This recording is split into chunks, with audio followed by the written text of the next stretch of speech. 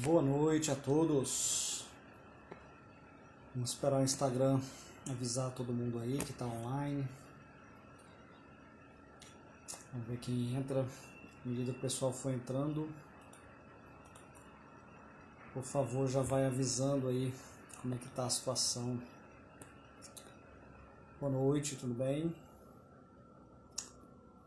À medida que for entrando aí, já vai me falando se está certinho o áudio, o vídeo, se não está travando, se está a luz, como é que tá. O Padre Aragonês já apareceu, daqui a pouco ele entra. Enquanto isso, vocês vão me falando e vão também me mandando aí pro pessoal. Clica aí nessa setinha aí, ó, nesse negocinho aí, esse aviãozinho aí, manda pro pessoal todo que você acha que vale a pena. Padre Marcelo, como é que tá aí o áudio? Padre Marcelo, tudo bem? Tá tudo tranquilo? Benção, né, Padre Marcelo? Faz tempo que a gente não vê.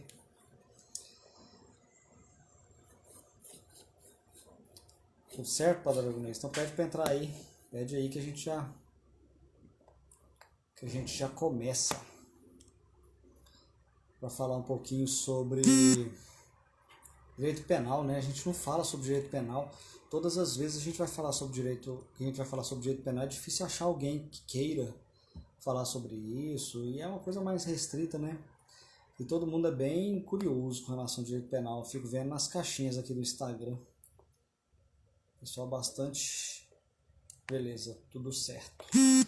Pessoal bastante curioso com relação ao direito penal, mas não... Vamos ver aqui, vamos aprovar o Padre Aragonês para entrar. Então, estava falando, o pessoal Padre Frederico, o pessoal é muito curioso com o direito penal, mas não, e acaba perguntando muito e acaba a gente não vê esse tema assim, né? A gente não tem live sobre isso. Como é que tá, Padre Aragonês? Tudo jóia? Joia. Benção, Espero tudo que bom? É a Deus segunda vez que eu te abençoe. vejo hoje, Pois é. diante de novo. Sim, sim. Acredito que todos estejam me ouvindo bem, né? Qualquer coisa, escrever aí nos comentários, né? Não, você tá ouvindo, beleza, você tá tranquilo. Tá certo. Eu tava comentando aqui, enquanto o pessoal vai entrando, a gente Uhum. o pessoal vai avisando, né? Avisando os outros aí também, informando outros que tem a live. Tava falando Sim. tanto que a gente não tem, né? A gente não vê. Eu já procurei no YouTube até vídeos sobre direito penal, não, a gente não acha, não tem muito assim, né? O Não pessoal tem. normalmente quer saber sobre direito matrimonial, né? Sim. Aí, às vezes, pergunta uma coisa de liturgia, tudo na parte canônica, né? Que eu tô falando, direito canônico. Sim, sim. Agora, penal, no máximo quer saber alguma coisa sobre excomunhão ali, É, né? Uma excomunhão aqui, um mas. aborto ali, um negócio ali e pronto. Uhum. E, e ocupa um livro do direito canônico, né? Então, é, E um além do livro que foi livro, modificado quase inteiro agora, né? recentemente, isso mesmo. E além de ter processo, né? Lei processual também, para como aplicar as penas, né? Então, é assim, no cotidiano tem, vamos dizer assim, não tem muita, não toca muito no assunto, mas ele é muito relevante, né? Porque só pelo, é uma parte constitutiva do direito canônico, né? Constitui o livro do direito canônico, Uhum. né? Boa noite, João. Bom, vamos lá, né? Vamos começar, a gente já está com um tempinho já correndo aí. Bom, a ideia hoje é falar sobre o caráter das penas, né? Sim, No direito penal. Só para dar uma pincelada na coisa, falar um pouquinho, só para poder mostrar um pouquinho como que é no civil, né? Primeiro que para começar, para quem é do direito, é estranho falar, vamos falar de direito civil e falar de direito penal. Porque no direito do Estado, né, vamos dizer assim, a gente tem o direito civil é um pedaço. Né? Agora, quando a gente vai falar em direito canônico, tudo que não é direito canônico, a gente chama de direito civil. tem essa complicação aí para quem é da área jurídica, é difícil até a gente conseguir acostumar com isso. Então, normalmente eu chamo de direito estatal para ficar mais fácil. Porque lá a gente tem direito penal, direito civil, direito administrativo, tributário e por aí vai, né? Mas no direito penal do Estado, seja ele qual for, a gente tem uma série de questões que vão fazer muita diferença para o direito canônico, especialmente no porquê dele existir. Né? O direito canônico como um todo, ele tem uma visão de sobrenatural, né? Ele tem uma visão transcendente. O direito canônico, a principal função, a principal finalidade dele é salvar almas, né? E a finalidade do direito estatal não é salvar almas, ele nem está pouco se lixando com almas, né? Ele não está preocupado com isso. Ele está preocupado com aqui e o agora, né? Então, muitas vezes, a punição, no penal especificamente, a punição e às vezes a ressocialização é só o que interessa, né? Ultimamente, então, o pessoal tem até algumas teorias deixado essa coisa da punição de lado e indo só para a ressocialização, que na minha visão é um erro. Isso para o estatal, né? Agora, no canônico, a gente tem uma visão muito mais transcendental, né? E aí vem todo esse caráter das penas no direito penal canônico. Como é que você vê isso daí no canônico? Sim, sim. Porque aí, aqui, quando eu falar, foi bom você ter feito essa pequena introdução da questão dos termos, né? Porque lá nós estudamos juntos, né, Manuel? Toda vez que principalmente sacerdotes ou religiosos iam falar, e até os professores, né, iam falar do direito secular, né, tratava como direito civil. Lá a gente tem esse costume, até acho que vocês eu demorei a pegar. Tem que ficar acostumado, né? Tem que ficar acostumado. Porque não mudava, né? Mas, digamos assim, no direito estatal, né? Ou direito secular, podemos dizer assim, é a correção pela correção para manter uma ordem, a meu ver, de fora, porque quem acompanha, né? E eu não sou formado em direito estatal, né? Assim, o direito mesmo, né? E direito secular. Aí, ó, o civil querendo sair. Né? Não sou formado, mas a gente olha assim de fora e também conversando com outros colegas dessa área, né? A gente percebe muito essa questão do corrigir para manter a ordem, mas é isso, não tem muito o que sair, né? E também não vamos discutir aqui se na prática isso reflete de fato, né? Senão a gente aqui seria uma live só disso, né? Mas no direito canônico penal, né, o direito penal dentro do direito como um todo da igreja, há um objetivo maior, né? Então, não é simplesmente corrigir o fiel por corrigir, né? Não tem isso. O direito penal ele se insere na missão da igreja, né? Se insere na missão da igreja, porque senão não teria sentido, né? Corrigir por simplesmente corrigir ficaria uma coisa muito. Trairia o que é a missão da igreja, que, como você mencionou, Emmanuel, é salvar as almas. Né? Então, isso é muito importante e sempre tem que estar claro isso. Talvez no decorrer da live a gente pode tratar mais sobre isso, porque no cotidiano parece a maneira que muitas pessoas veem. Primeiro, assim, há uma certa geral, um desconhecimento desse direito, é o que você mesmo mencionou no início, né? Que há um direito penal dentro da igreja, né? Há um livro que trata sobre isso, dentro do direito canônico. E quando é tratado sobre isso, se trata com muito... Como pode, né, a igreja ter um livro de sanções? É um absurdo, né? Ou trata dessa forma... Né? Então, acaba indo para os extremos. Eu Né, ia até colocar essa questão, porque a maior dúvida que eu vejo nas pessoas é isso. Né? As pessoas não conseguem compreender como que a igreja pode ter um direito penal, né? pode ter sanções dentro da igreja, Sim. porque como assim a igreja não é. Aí vem todas aquelas coisas, né? A igreja Deus não é amor, né? Deus não é Sim, misericórdia. sim, sim. E como é possível a igreja fazer um negócio desse? Como tanto como é possível no sentido mais profundo da possibilidade, quanto como é possível na prática, né? Como que ela consegue atingir os fiéis, né? Lembrando que os fiéis são todos os batizados, não são só os clérigos, nem só os leigos, né? Uhum. São todos os batizados. Então, como que é possível isso? E assim, o primeiro cânon, né, no Código de Direito Canônico, o primeiro cânon do livro 6, né, que fala das sanções, ele vem justamente falar sobre isso, né, que a igreja tem um direito nativo, né, original, Sim. próprio, de punir com sanções os fiéis que delinquem, né, que tem algum delito, que são delinquentes.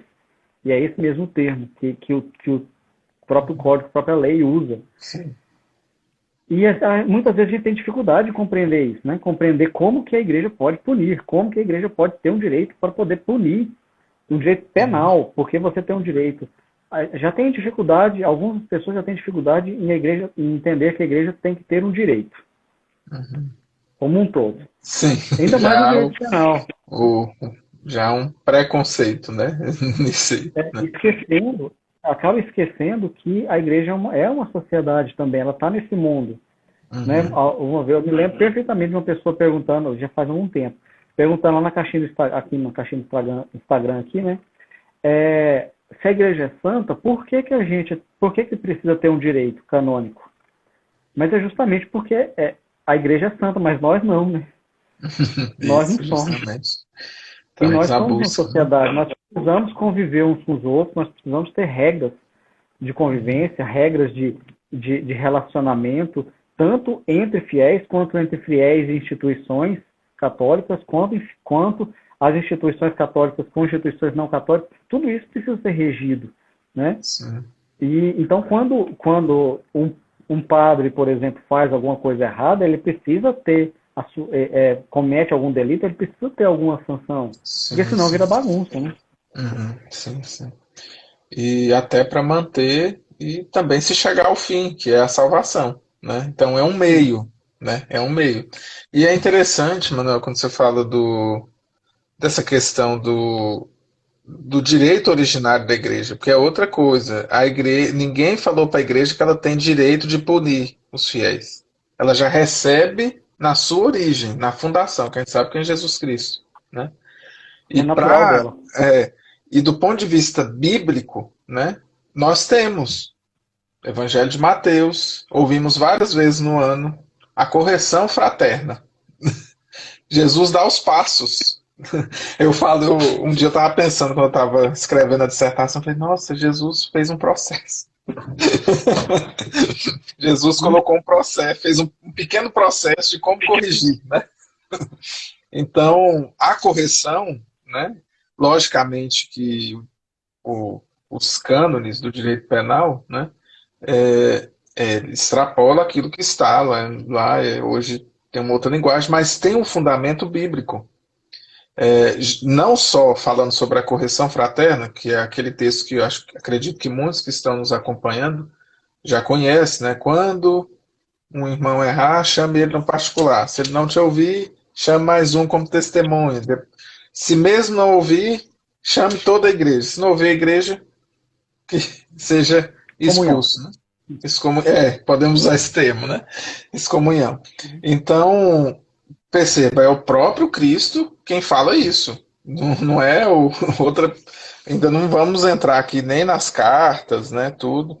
Mas, de tempos em tempos, nós vemos Jesus corrigindo os seus discípulos. E é aí que está a questão do livro de sanções da igreja, né?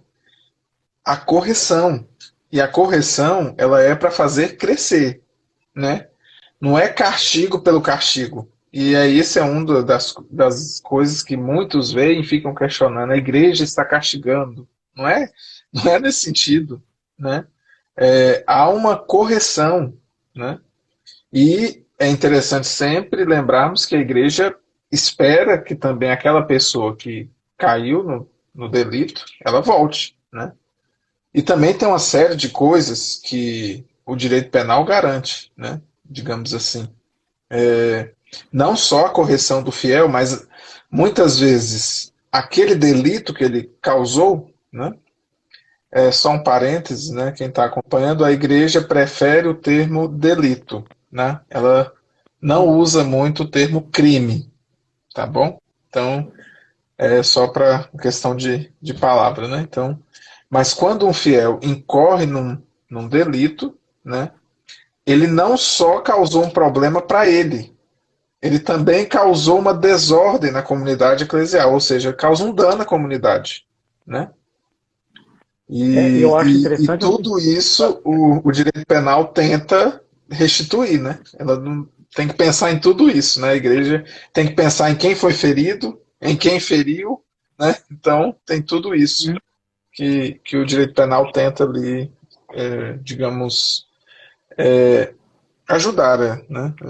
No, na pastoral da igreja, digamos assim, vivência. as pessoas, antes de qualquer coisa, só falar para o pessoal que está assistindo aí, quem quiser mandar pergunta, comentário, pode escrever aí, tá? Não tem problema não. Pode a Aragonesa responder tudo.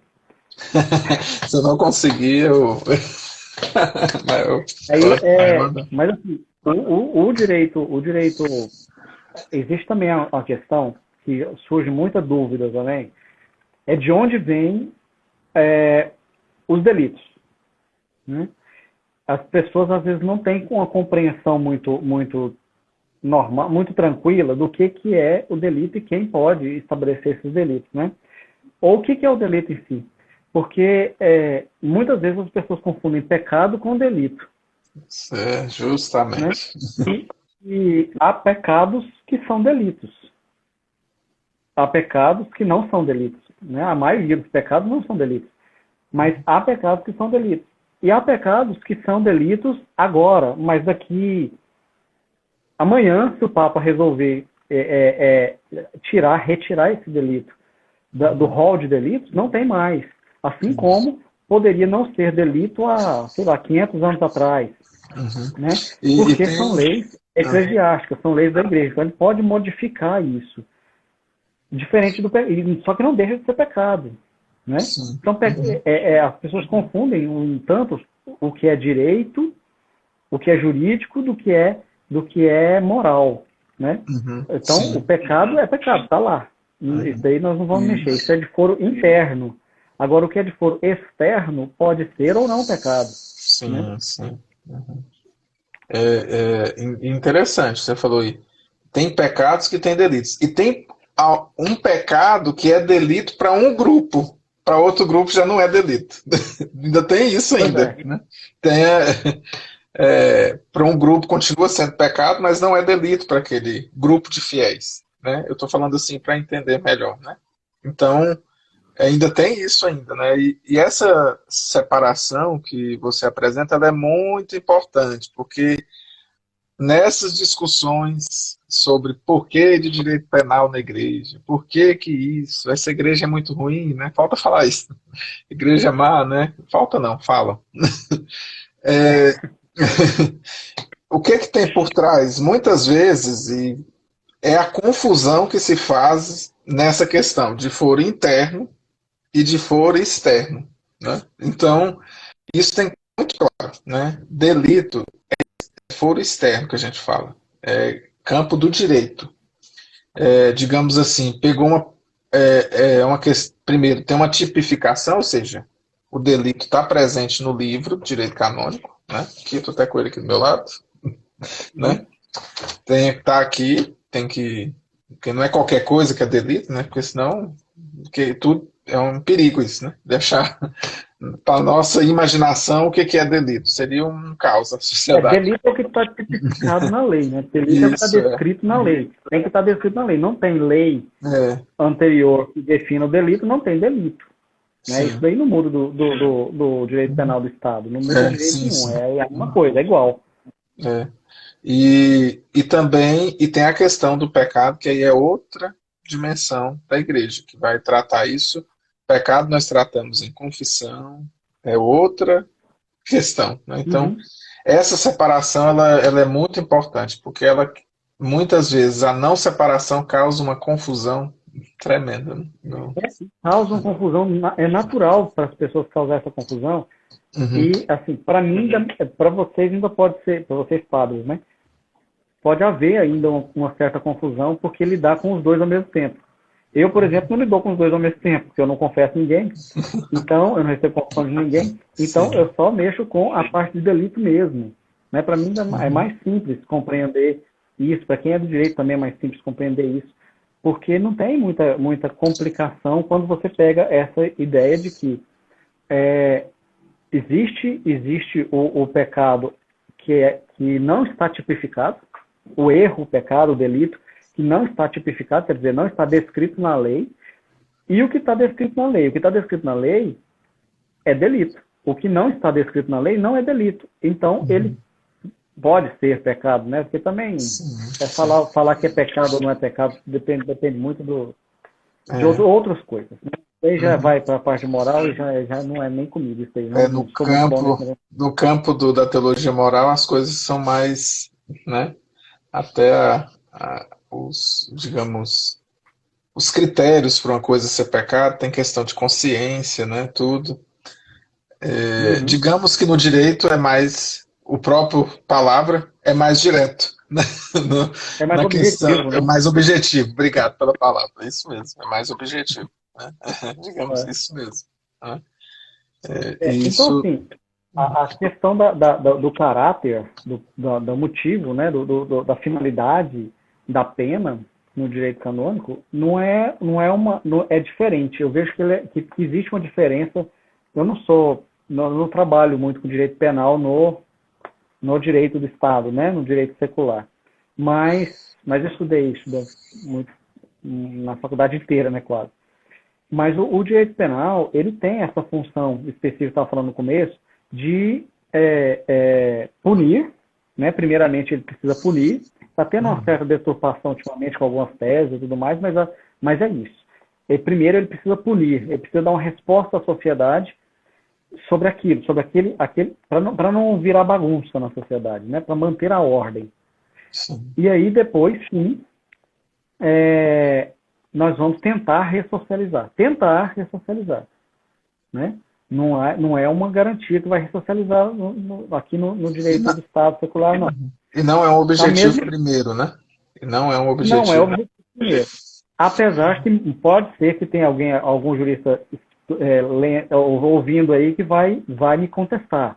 Porque hoje tem surgido várias e várias teses de que o objetivo primeiro é ressocializar, não é o objetivo primeiro é punir e nada disso. Só que não é.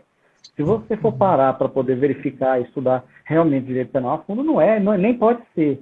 Porque senão vira, né? Vamos entrar em outros assuntos, mas vira a bagunça que a gente tem hoje, né? De criminalidade e tudo mais. Mas até um estímulo, né? À criminalidade. Mas no direito canônico a gente tem outra visão. Existe até uma outra visão de penas. Né? Para quem pega um código penal, o Código Penal do Brasil, por exemplo, você tem lá o delito, você tem assim, o delito e a pena, o delito e a pena, né? Então tem lá, artigo 121 do Código Penal, matar alguém, pena, tantos anos de reclusão, e aí vem as qualificadoras, né? É assim que funciona dentro do direito penal do Estado, né, secular. E agora, no direito canônico, você não tem as penas estabelecidas assim, de forma tão explícita, né? Porque justamente é outro objetivo. Uhum. Eu acho interessante essa modificação, né? Que normalmente quem não estuda só o direito canônico não percebe porque não vê, né? Na outra parte. Mas existe essa modificação por quê? Porque tem todo um caminhar, né? É diferente, o direito canônico entende que é diferente. Vamos pegar um padre, por exemplo, que comete um delito agora, um delito simples, uma coisa simples. Ele comete agora, e aí ele recebe uma pena simples, mas aí ele continua cometendo por várias vezes. Então ele recebe primeiro uma admoestação, depois, né? Ele recebe uma admoestação, depois ele pode virar uma advertência, depois uma suspensão, até chegar ao ponto de uma demissão do estado clerical, né? Mas tudo vai tendo uma certa linha, né? Vai seguindo uma certa linha. No direito penal do Estado não tem isso. Você cometer um crime, é aquela pena. Pode ter sido a primeira vez, não tem problema. Né? Se você roubou a primeira vez, primeira e única vez, vai ser a mesma pena. Se você roubou 10 vezes, você vai ter a pena multiplicada por 10. Né? Sim. Existe toda uma outra forma de cálculo, tudo não é tão simples assim, claro que não é tão simples assim. Mas a ideia é essa. No canônico, não. Né? No canônico, não é. A ideia não é essa. Porque a ideia, muitas vezes, é trazer... Muitas vezes não, a ideia sempre é trazer de volta. Né? É ter essa... o meu caiu aí, o que aconteceu? Alô? Para mim parece que está caindo aqui. Eu vou continuar falando. Vocês falam aí se caiu ou não. Mas não sei se foi eu ou ele. Mas até perdi o que eu estava falando. No direito canônico tem esse retorno, né? A gente pretende que as pessoas voltem. É medicinal. Existem as penas medicinais. Voltou aí, Padre? Tá voltando. Eu não sei se é o seu ou o meu que está travando. Parece que...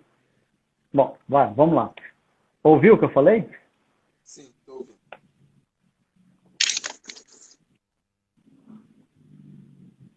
Está me ouvindo? Agora eu tô. Sim, pode falar. Eu vi problema no áudio. Mas pode continuar. Conseguiu ouvir o que eu falei? Não, antes não. Tem que voltar um pouquinho. Não, travando, né?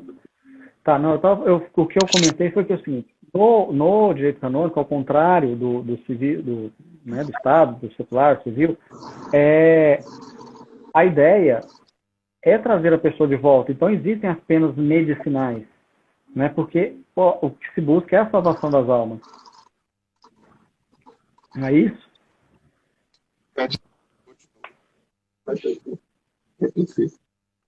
Perdão, travou aqui de novo para mim. Eu não consigo entender. O seu tá travando bastante. Parece que é o seu mesmo que tá travando. O meu tá travando aqui bastante também o seu. Vamos lá, de novo. Ok. No direito canônico existem as penas medicinais, justamente. Existem penas medicinais justamente para poder trazer a pessoa de volta. Né? A excomunhão, por exemplo, é uma delas. As pessoas às vezes pensam que excomunhão não é uma pena medicinal, é uma pena definitiva. Não é uma pena definitiva. Né? Justamente é uma pena radical, sim, ela é radical, mas justamente para a pessoa cair na real de que aquilo ali está errado. Está muito errado o que ela fez. É para ela cair na real da gravidade do delito que ela cometeu. Sim. Fazer o exame de consciência, confessar, né? Entender o seu erro, confessar e voltar à comunhão com a igreja, né? Deixar de estar excomungado para estar em comunhão. Então a ideia é essa, né? No direito canônico, é trazer sempre trazer a comunhão para chegar à salvação, não é isso? Sim. Você citou as penas medicinais, né? Que até o nome é bem sugestivo, né? Lembra muito cura, né? Curar uma situação, né? Tudo. Ela tem esse primeiro objetivo, né? Que é trazer a pessoa de volta, né? É o primeiro objetivo, né? Então, é tipo uma tomada de consciência. E a excomunhão, ela é a última opção. Existe é o que você citou dos outros, né? Vai tendo uma escada, né? Vamos dizer assim, uma escalada de penas conforme a gravidade, né? Que também isso tem muito no direito canônico, né? Até quem talvez aí estuda o penal estatal aí fica até meio assustado, assim, na hora que vai ler, nossa, mas que tanto de tem uma gravidade, né, assim, um crescente de execução de penas, né, e a excomunhão é o último. Mas, se a pessoa se emendar, né, que a gente fala, ela voltar a querer, se corrigir aquele erro que ela cometeu, né, a igreja retira a excomunhão. Porque é muito interessante essa questão de excomunhão, entra de novo naquela bagunça que nós falamos. E for externo, for interno, né? É porque muitas vezes, e isso acontece muito nas conversas aí no cotidiano da igreja e entre leigos, muitas vezes, e até entre sacerdotes. Gente, o juiz que estiver executando um processo penal, ele não é Jesus Cristo. Desculpa eu falar assim, também não é tão direto, mas ele não é Jesus Cristo. O juízo que ele está fazendo é do direito canônico aqui na Terra. A igreja aqui na Terra tentando pôr uma ordem e também tentando corrigir a pessoa. Ah, mas a pessoa morreu excomungada, foi para o inferno. Tá vendo? O juiz mandou ele para o inferno. Gente, é uma coisa, outra coisa é outra coisa, né? Então, não misture isso. Bispo, padre, nenhum tem esse poder. Só um juiz, que é o juiz universal, que é Jesus Cristo, no tribunal, né? No nosso juízo final, que ele vai julgar isso. Não é? A igreja, enquanto está aqui no mundo, ela não tem esse poder, né? Então, excomungou um padre, acabou a chance, acabou tudo. Não, não misture isso. E isso é muito ruim, porque faz mal pro direito, para a execução do próprio direito, né? Porque não é essa a intenção da igreja condenar ninguém, entende? Não é É, essa a a questão. gente, a gente, Há um risco a gente muito precisa grande, porque a compreender. pessoa, né, teve o pecado, porque há um pecado ali, né? Lógico, se tem um delito, teve um pecado antes. Tem um pecado ali, né? Anexo àquele delito, mas não é ali que vamos tratar sobre isso, entende? Então, acho que tem que haver sempre essa distinção, tá? É porque é preciso entender que assim, isso já é uma coisa de teologia, né? A, só Deus conhece, tem acesso às consciências, né? Então só ele vai ser o mais justo juiz, não tem jeito. Então, não tem jeito de você. O juiz aqui, ele vai julgar com o que ele tem em mãos. Né? Isso é básico de estudo jurídico. Ele julga o que ele tem em mãos. É claro que ele vai buscar uma verdade real.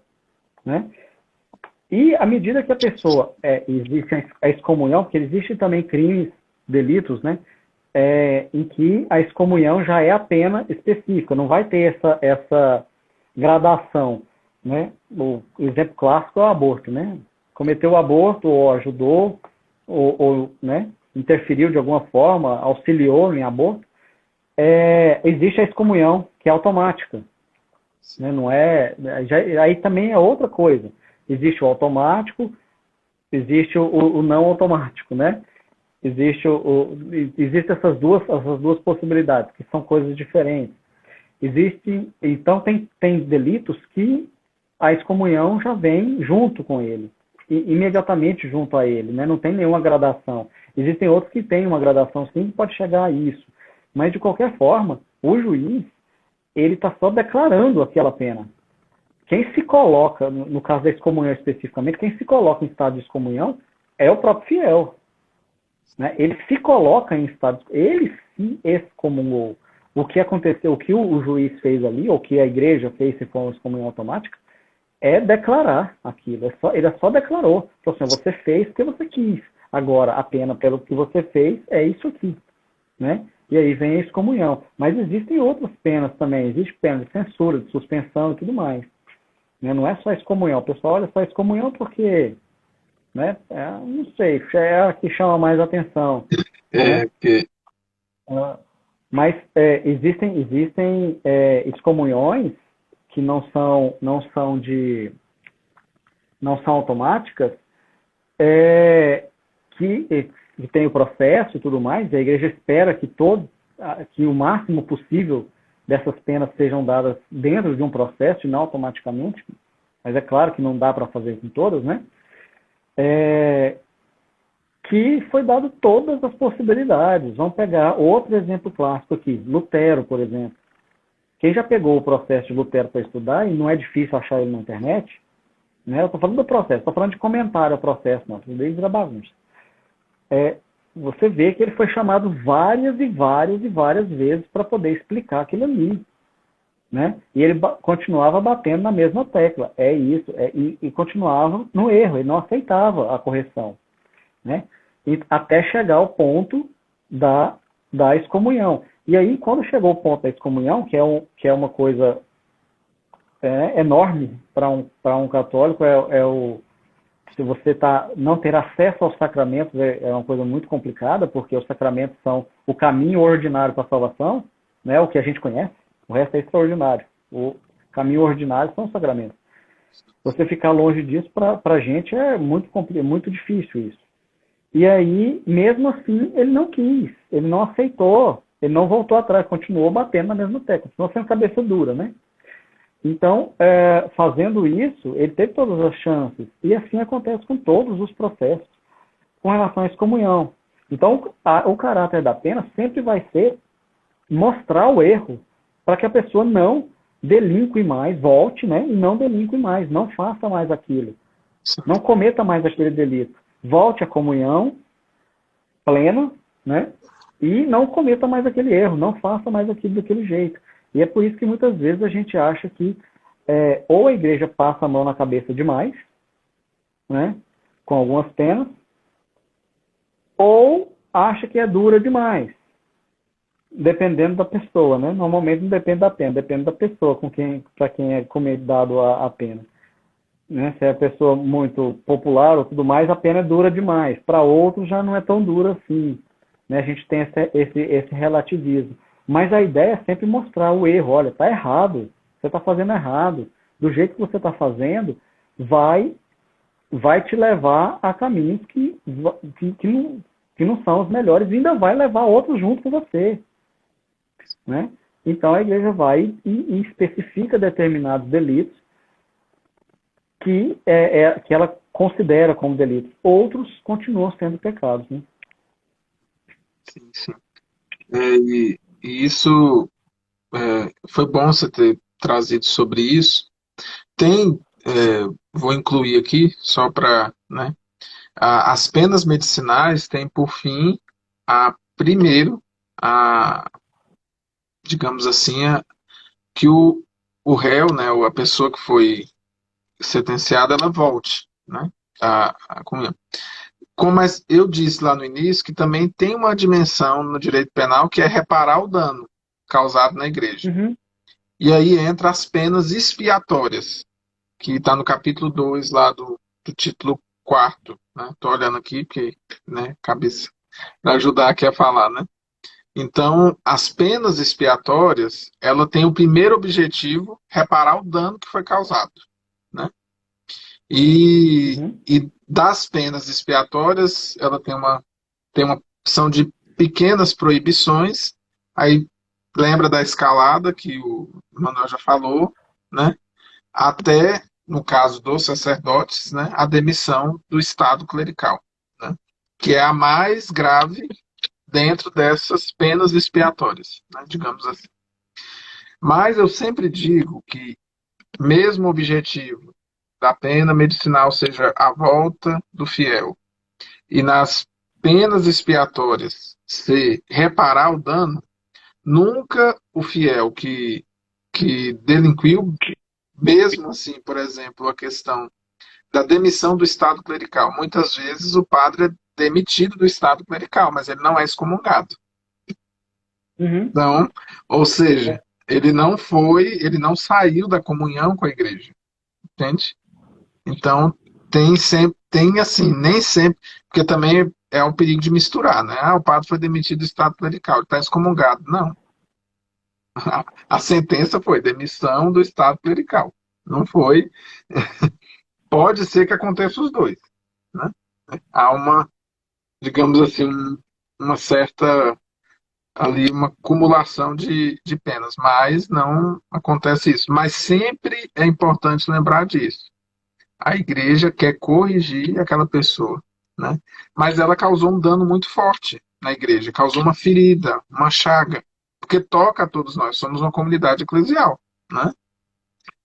Tem aquele princípio antigo do povo de Israel, um errava, lembra as histórias lá do antigo Israel, um errava e Javé, né, com a sua ira, castigava toda a tribo, né? Tinha muitas essas histórias no Antigo Testamento, né? A ideia permanece. Um erro que um fiel, dadas as devidas mudanças de interpretação, um erro de um fiel faz mal para toda a igreja, né? Num, é muito triste quando nós olhamos, e aí fazendo um parênteses, não, quando a gente vê assim, acontecer um caso desse, a gente se alegrar, não é caso de alegrar, né? Porque causa uma chaga na igreja, é ruim para todos. E não é nem o caso de ficar olhando do outro lado falando bem feito, isso não é coisa que a gente deveria fazer, né? Que como um fiel, né? Não é bem assim, não é, é triste para nós, né? Enquanto comunidade. Então, aquilo também deve nos levar a refletir, né? E eu esqueci, Manuel, desculpa eu colocar isso aqui agora, uma outra questão, objetivo que o direito penal tem é exemplar. A imposição de penas ela é exemplar também. Há sempre essa dimensão, né? Se você corrige uma pessoa publicamente, que é no caso do direito penal, aqueles que estão em potencial chance de cair no delito, ele pode pensar mais 2, 3 vezes. Então, ele ajuda também na conscientização dos fiéis do direito penal. Ele tem esse objetivo, é conscientizar, né? Porque se ainda está aqui na nossa... Aquele delito está na cachola, né, na cabeça, talvez ele não saia daqui vendo, né, uma pessoa ser punida. Então, é educativo, entende? Então, tem essa dimensão também que eu havia esquecido de falar. É pedagógico, né? Isso mesmo, pedagógico, né? Então, ajuda também, é um ensinamento, né? A gente falou das penas medicinais, né? E depois entrou aí nessas expiatórias, justamente porque é uma outra forma, né? Um outro caráter também da pena. E assim, as penas expiatórias, elas têm algumas formas de ser colocadas, né? Diferente pelo menos do brasileiro, do penal brasileiro, né? A gente não tem, no Brasil, por exemplo, uma pena perpétua. Né? Não existem penas perpétuas. No direito canônico existem penas perpétuas. As penas expiatórias, né, podem ser perpétuas. Isso. Podem ser perpétuas, podem ser temporárias, pode ser temporárias, ou por tempo indeterminado também pode ser, até a coisa resolver, né? Tem várias situações. Mas existe pena perpétua no direito penal, né? E às vezes as pessoas pensam assim, não, mas não pode acontecer isso, não pode ter de forma nenhuma isso no direito do Estado, né? Comparando com católicos mesmo, fazendo esse tipo de comparação. Não, mas a igreja não ia aceitar de forma nenhuma. Mas existem casos em que, sim, existe essa necessidade. Né? Lembrando que excomunhão, sempre tem que falar da excomunhão, porque senão o povo confunde. Excomunhão não está aqui, né? Não está nessa situação. Né? A excomunhão não é uma pena perpétua, de forma nenhuma. A não ser que a pessoa queira que ela seja uma pena perpétua, né? A não ser que a pessoa não queira voltar à comunhão nunca. Sim. Não queira se arrepender e tudo mais. Mas existem penas perpétuas, né? As penas medicinais, elas nunca podem ser perpétuas. Né? Digamos assim, só se a pessoa... Senão não seria remédio, né? Isso. Senão não seria remédio, seria veneno. Agora Agora, no caso das penas expiatórias, sim, elas podem ser perpétuas, dependendo do caso, né? E aí vai ser a questão da gravidade, né? Da gravidade. Conforme for olhando ali, isso vai ficar muito a critério da situação, né? E o juiz diante daquilo, né? Daquele contexto ali, né? É por isso que é tão difícil e é tão complicado chegar a uma pena de demissão, né, do Estado clerical, expulsão do Estado clerical, porque não tem volta. Né? Você chegou ali, não tem volta. Então, para chegar ali, é preciso haver um delito muito grave e uma certeza muito grande que o delito muito grave foi cometido. Né? Não é uma coisa simples de acontecer. Você mexe na vida da pessoa e de tantas outras de forma definitiva, né? Sim. Muda completamente, né? É uma mudança, assim, pra você ver. A escolha da pessoa em cometer aquele delito, a consequência que gera, né? Além do escândalo, depois todo o desgaste, e aí tem processo, tem o processo penal, né, próprio, e tudo isso digamos assim, é doloroso, porque, por exemplo, se, lógico, vamos falar aqui de um padre que não incorreu em nada contra a fé, né? No caso, não gera excomunhão, né? Ele não tinha problema com questão da fé, foi uma questão, foi de outra dimensão, né?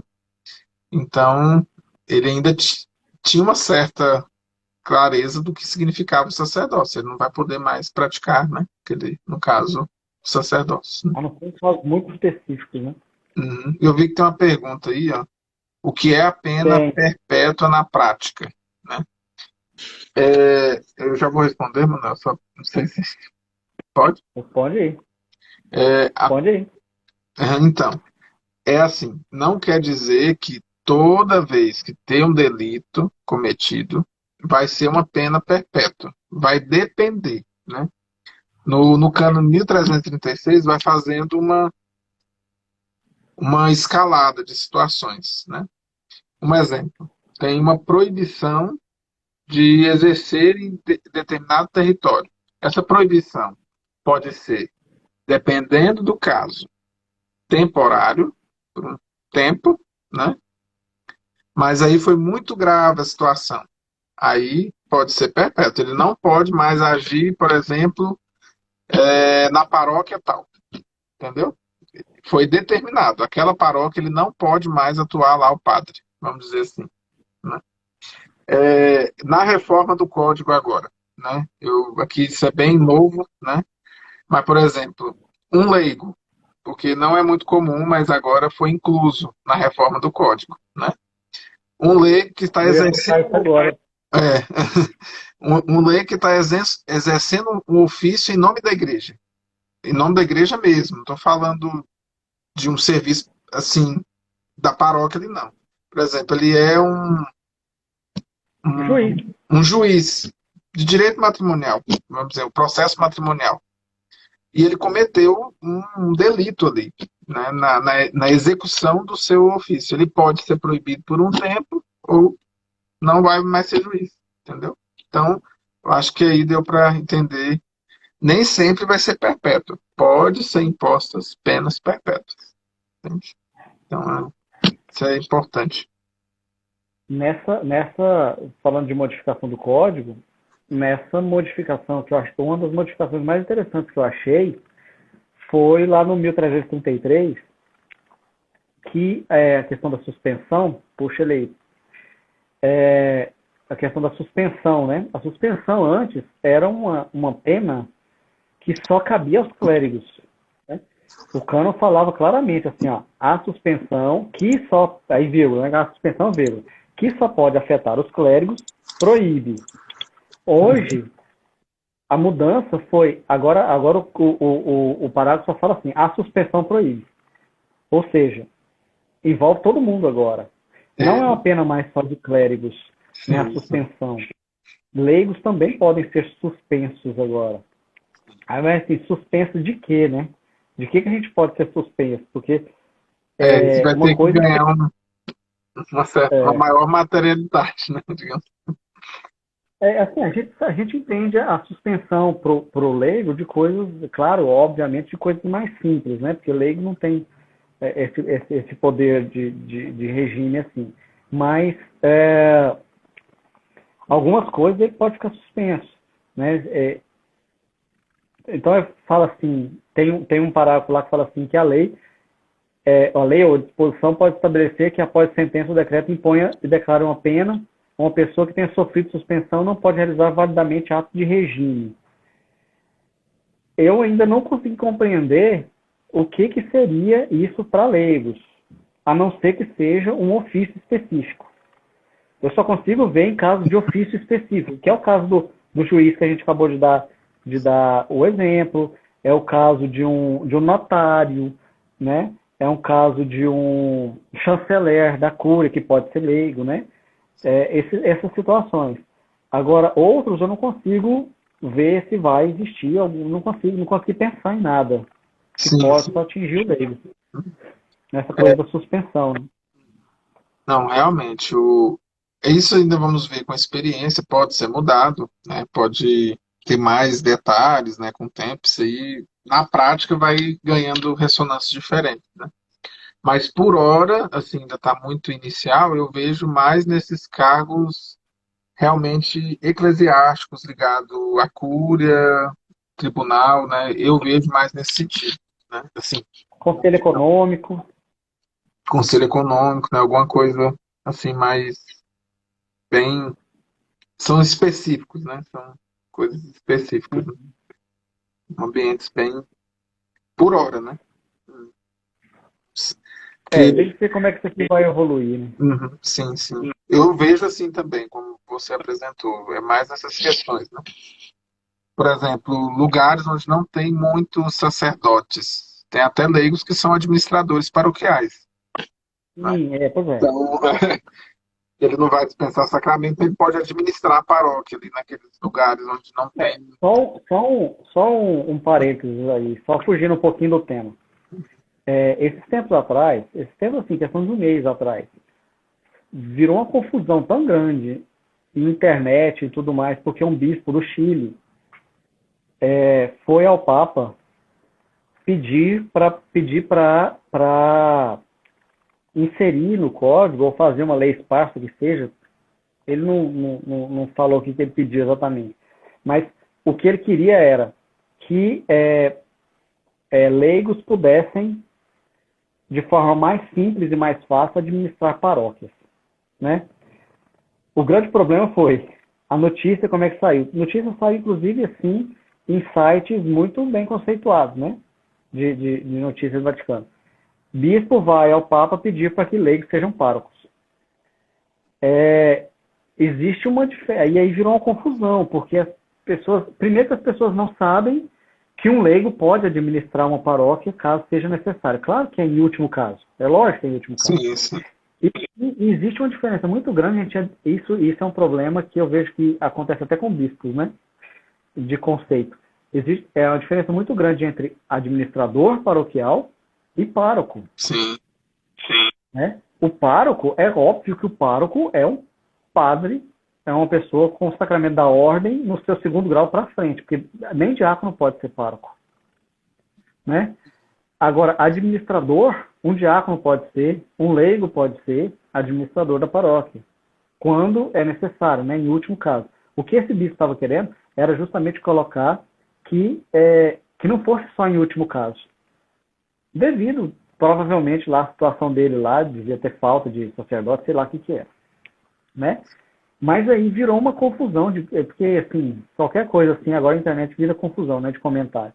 É uma confusão de comentário que não tem nada a ver uma coisa com a outra, de gente comentando coisas assim, cada coisa mais absurda que a outra, né? Sem compreender a profundidade da coisa. Eu estou puxando isso justamente porque isso é uma coisa que acontece no direito penal o tempo todo. O tempo todo. Porque aí vem aquela história assim de, como tu estava falando, de se alegrar com a pena do outro, Né? Ah, mereceu mesmo, é isso mesmo. Não que não tenha merecido, muitas vezes merece mesmo, né? Mas Mas não pode ser no sentido de vingança, né? Aquele não sentimento. pode. As coisas não podem ser assim, né? A gente precisa, porque a busca de todos nós, quando fala da busca da igreja é por salvar almas, a finalidade da igreja é salvar almas, é a igreja como um todo, né? A igreja como seu corpo, né? Não é só a igreja administração, não é só a igreja instituição visível, mas a igreja como seu corpo, e a igreja como seu corpo é cada um de nós, né? Eu só estou vendo aqui se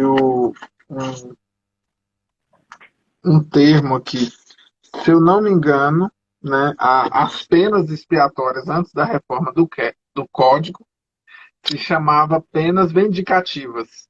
Vindicativas. Vindicativo. É, É, aí mudou-se o termo por causa dessa. Não tinha a ideia de vingança, mas o termo dava a parecer que era uma vingança. Então, a igreja mudou o termo para justamente não. Né, porque eu lembrei disso agora, só para ilustrar, né? Só para você ver o cuidado que a igreja tem para organizar o direito e não parecer isso. Né? Por mais que muitas vezes tem pessoas que encarem assim, né? E é complicado, né? Não posso, tem que ter é, é o que você falou, uma visão do todo, né? a visão do todo, e eu estava falando, quando a gente fala em finalidade da igreja, a gente está falando de finalidade da igreja como corpo, não é como instituição, é de cada um de nós somos igreja e fazemos parte da igreja como corpo, né? Parte do corpo eclesial. Então, todos nós precisamos ter essa finalidade. Se a gente está agindo, seja no direito, seja na sua pastoral lá na paróquia, seja como for, como pároco, como vigário, como o que for, de uma forma que não seja com a finalidade de salvação das almas, então para tudo e começa de novo. Né? Para tudo, deixa de fazer aquele negócio do jeito que está fazendo. Né? Eu sempre dou um exemplo meio radical, nem é tão radical assim não, mas é porque soa assim, que é o seguinte, essa questão de salvação das almas.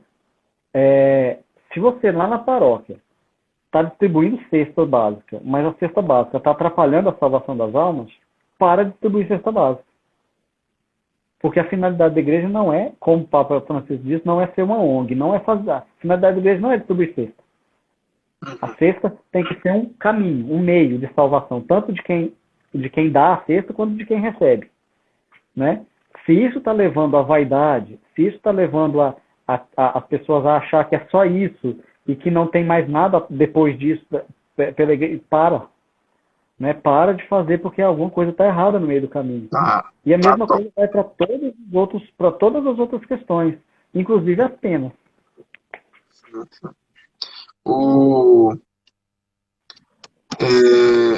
Eu esqueci a maneira que foi dito lá no site do Vaticano quando anunciou a reforma do Código, né? E tinha um termo lá que é muito interessante. Só há a execução da misericórdia com correção. Uma coisa assim, eu citei no meu trabalho final. É muito interessante a maneira, ou seja, a correção também é um meio, né? Eu achei isso muito interessante e a gente Eu tem que achei estar sempre interessante, foi a atento a isso. modificação feita.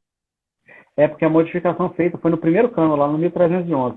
Ele só tinha um caput, né? Só tinha não era Sim, nem um sim. parágrafo, era só ele, né? Falando aquela parte que a gente falou agora, que a igreja tem um direito nativo, né? Originário de punir e tudo mais, de ter um direito penal. E aí foi inserido um parágrafo segundo aí nesse cânon que vem destrinchar isso, né? Pareceu interessante a inserção desse parágrafo aí, que foi para deixar claro que a igreja, ela precisa, né, da misericórdia, mas também ela precisa de justiça. Sim. Porque hoje parece que as pessoas buscam só a misericórdia e esquecem que Deus é misericordioso e justo. E que uma coisa completa a outra, e não uma coisa é em contraposição à outra. Né? Então esse cano tem que falar disso. E eu sempre falo que até a própria misericórdia Não é fazer o que bem entende na cabeça, gente. Isso aí é libertinagem, é outra coisa. Eu acho que é até desonrar a palavra misericórdia, um negócio desse. Né? Porque até a palavra misericórdia não comporta um negócio desse, porque não leva à salvação, né? Não é a bagunça total, não é isso, né? Acho que tudo a gente tem que estar muito atento a isso e tomar cuidado, né? E não fazer essa guerra, né, dentro da igreja. Ah, os que são a favor da misericórdia, os que são a favor da justiça. Gente, ó, existe integração nas coisas, né?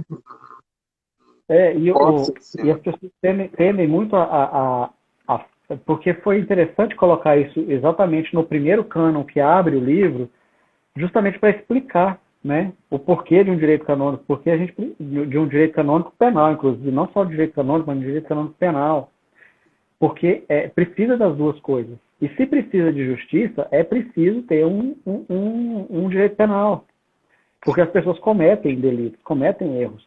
E só misericórdia não vai funcionar. As duas coisas precisam trabalhar juntas, misericórdia e justiça, porque Deus é misericordioso e justo. Ele não é só misericordioso, nem é só justo. A gente tinha um código, isso é minha opinião, né, ao meu ver. É um código antes de 83, o código 17, que parecia que Deus era só justo. Não tinha misericórdia nenhuma. Né? Tanto que tinha todas essas... Era bem complexo, bem mais complexo, né, as coisas. Principalmente o direito penal era bem mais tinha mais complicado. delitos, né? Também, mas... Então parecia que Deus era só justo. Não tinha misericórdia nenhuma. Aí depois, principalmente na década de 70 ali, né, com uma certa forma de pensar, inclusive de uma certa forma de pensar de teologia de libertação, essas coisas todas, veio a trazer uma ideia de que Deus é misericordioso e só, de que ele não é justo, que ele não precisa ter justiça, ele só tem misericórdia.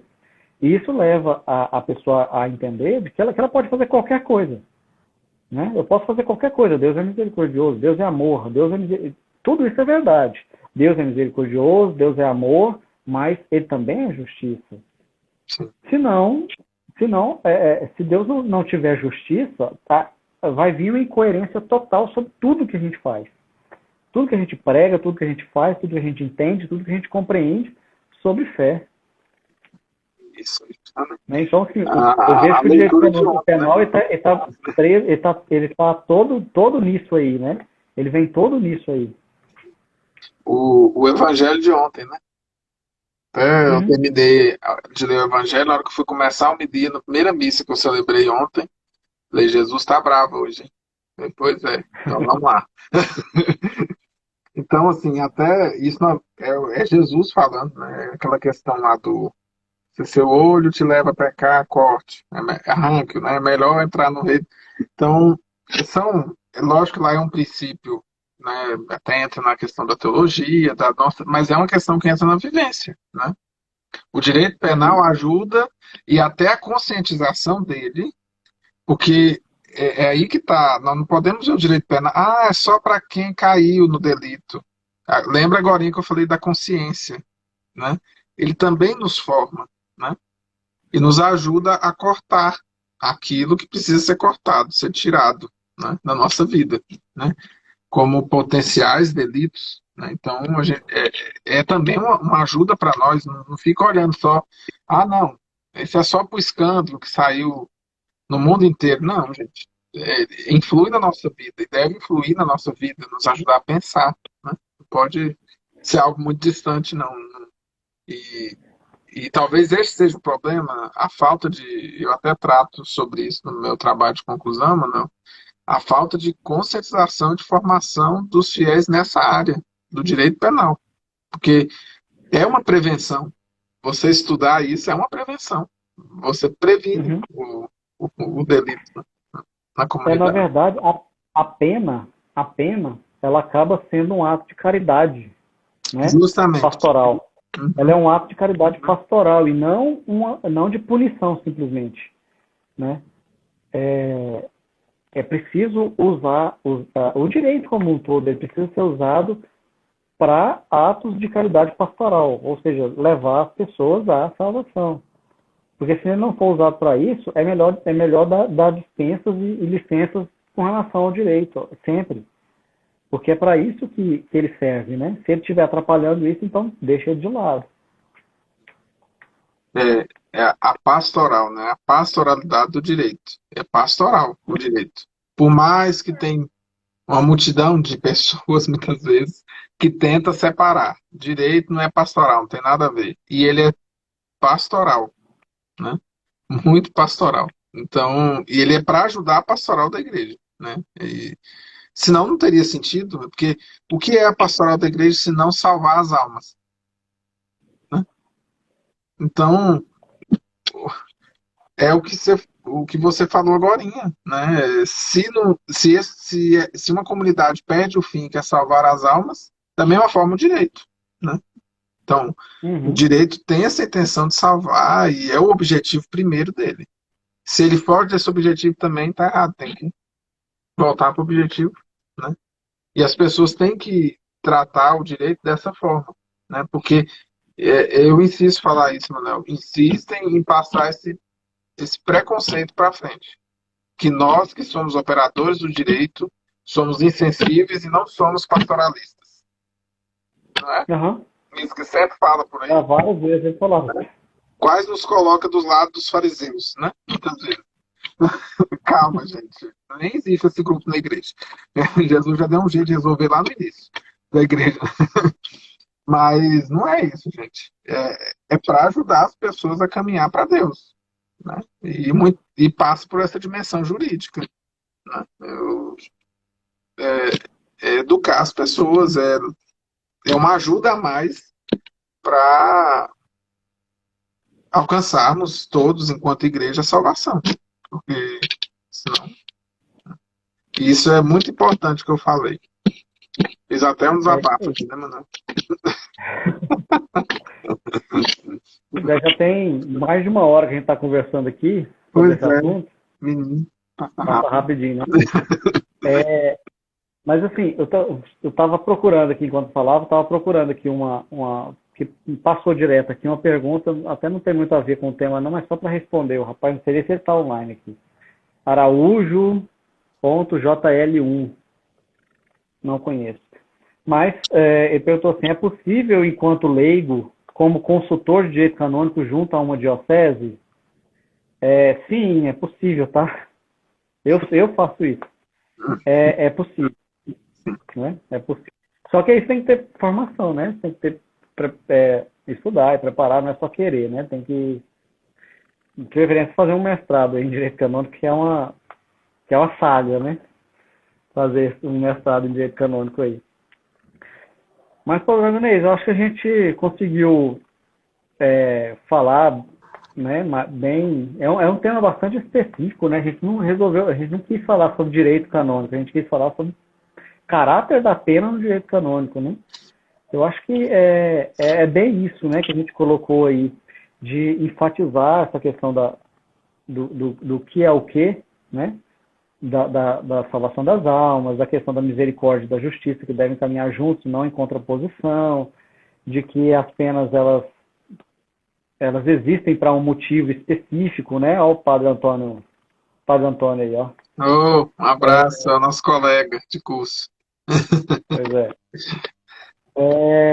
A gente tentar colocar isso, né, de uma forma mais simples, mas colocar isso porque é importante.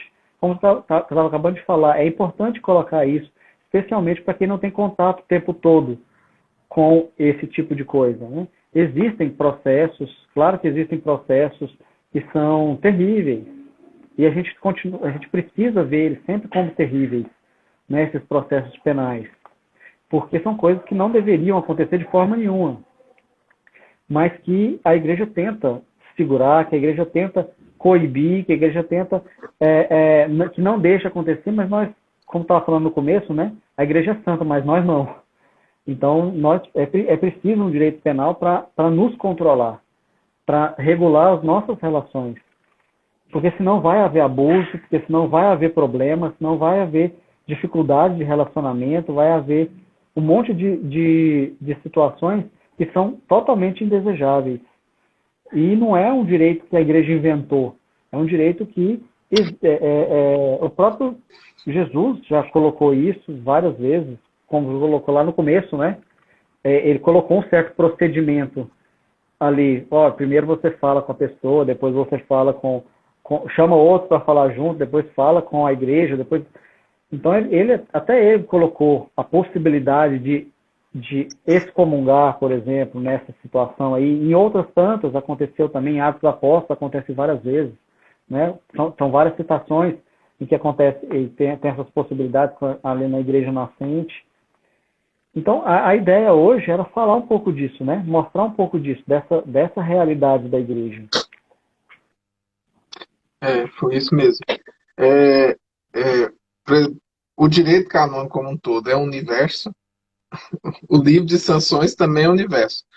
Para quem está nos acompanhando, para vocês terem uma ideia, nós ficamos só na primeira parte e foi bem geral, né?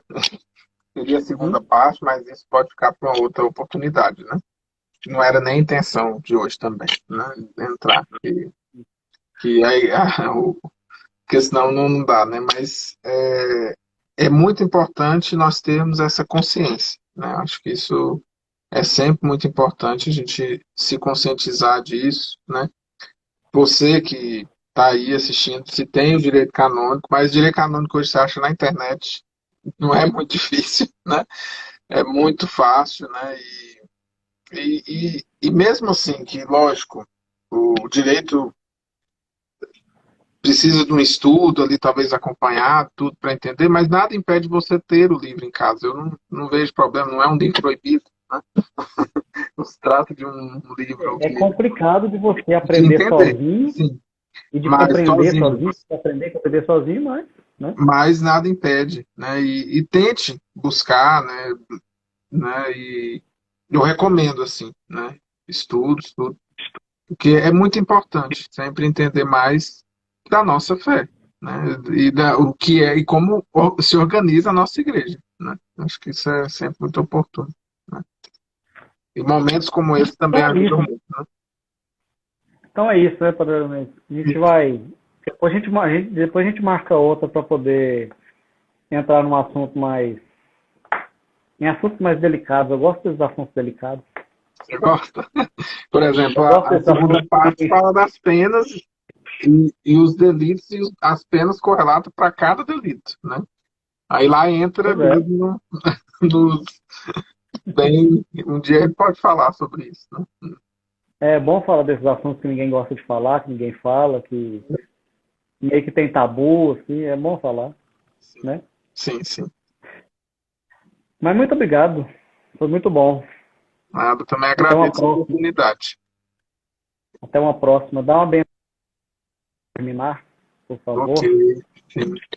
Então vamos pedir ao bom Deus essa bênção, né? E pedir a Deus que sempre derrame sobre nós a sua graça, aumentando em nós a sabedoria e assim possamos cada vez mais crescer na graça de Deus, para que um dia nós possamos alcançar a nossa salvação. O Senhor esteja convosco, Ele está no meio de nós. por intercessão da Beatíssima Virgem Maria e de São José, seu esposo, abençoe-vos o Deus Todo-Poderoso, Pai e Filho e Espírito Santo. Amém. Amém. Isso. Isso aí. Então até uma próxima. A gente teve uma audiência boa aqui, ó. Tava vendo a Carla aqui também, que fez a. Tava, a Carla estava aí. Um abraço, Carla. Aqui também. Então tá certo. Então tá, Então até logo. tudo de Tchau, bom. tchau. Um abraço, tchau.